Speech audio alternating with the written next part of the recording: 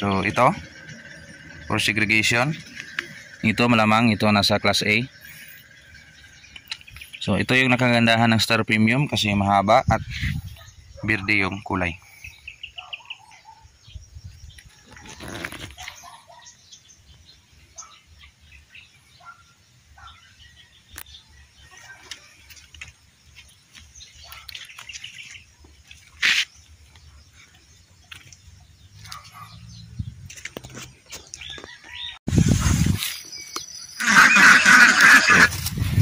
Lang.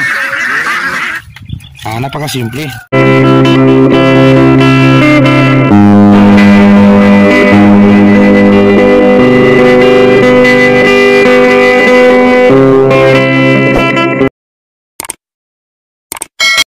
Sakto morning, mga kasakto. So, kasakto. Fourth harvest ng ating sitaw. Variety Star Premium again. Namulaklak doon sa taas na yung iba. So yung bunga is nasa kanyang bewang na yung iba. Dito yung bewang yan. Sa in between ng ating, so may mga reject na nakuha. So sa ating pag harvest guys, so pansin natin marami-rami na siguro yung ating makuha. So because matagal-tagal na interval, so yan nakuha ni Mrs. yan. So more or less target kilo ngayon. So nasundan ito 32 kilograms. Again, apat na lata ito. So yung iba kinain ng mga snail. So ito yung natira. So sa pag-harvest nito guys, ngayon, lesson to learn namin, every 2 days dapat na siyang harvestan. Kailangan na siyang kunin kasi marami-rami yung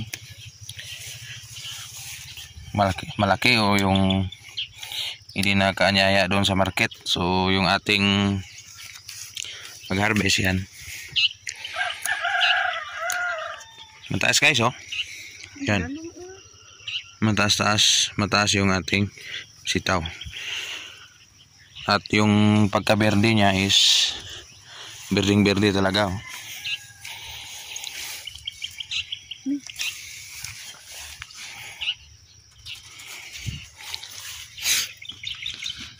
So, sa ilalim marami. So yung iba is hindi makita kasi yung ating taniman ng sitaw guys is napasukal na. Kailangan ng linisan. So the next bukas kung may makuha tayong tao, kuha natin tong mga damo nang sa ganon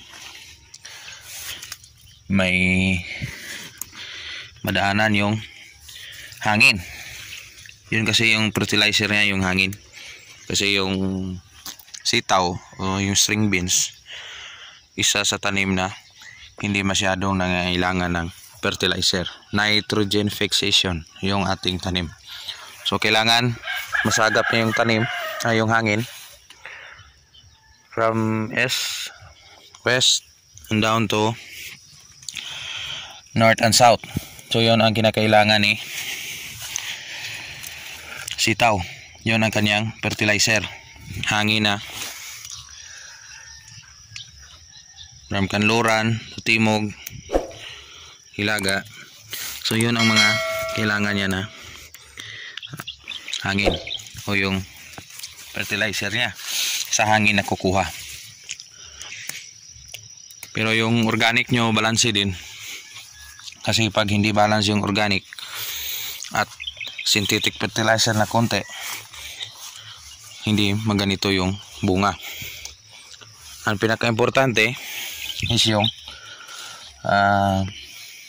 insecticide. So masyadong guys, yung ating tanim,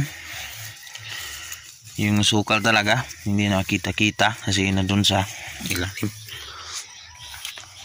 So may mga reject din guys, hindi yan, may reject talaga. Yun, first tumpok namin yan. So update namin kayo matapos ito at ilang kilo ba yung ating makukuha. Target natin ngayon is sana makuha natin yung 20 kilos. Nasundan ito 30, sana ngayon makakuha ng 20. So God's blessing, sana makuha. Yan. Maya update tayo kung ilang kilo.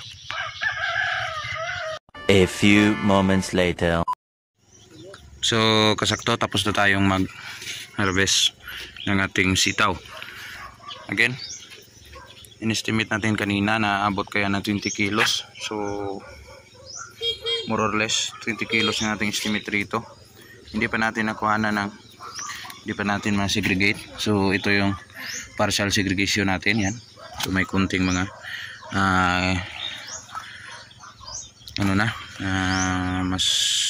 mature na. So ito. So hindi ito nakita nung nasundang harvest. Again, interval sa harvest 4 days, 3 days. 3 days ba na? 3 days. 3 days after nung third harvest. So ngayon, 4 na harvest. So ito na yung ating nakuha. So more or less 20 kilos target natin. So after harvest, yung routine same pa rin. Magbibigay tayo ng insecticide sa ating sitaw. Every after harvest, every other day, every 3 days. So 3 days ngayon. So bigay na agad ng insecticide. So hindi na hintayin na walang insekto, hindi apply ng insecticide. Dapat mag-apply agad after harvest. So ito natapos na natin. So in the next following days, maglilinis na naman tayo doon sa kanyang puno. So kailangan kuhanin ito ng mga damo. Cutting lang yung mga damo. Yung iba is bunutin. So ingat din kayo sa mga talbos na matamaan ng pagbubunot ng damo. So yan na muna ang kunting update dito sa ating sitaw farm, dito sa ating area, Canlaon City, Negros Oriental, Area 1. Still magpasalamat sa mga subscriber at bagong kapasok pa lang, na pasalamatan natin yung ating mga viewers at sa kaka-views pa lang. So kapasok pa lang ng ating harvest ngayon. So ito for segregation, ito malamang ito nasa class A. So ito yung nakagandahan ng Star Premium kasi mahaba at panay berde yung kulay.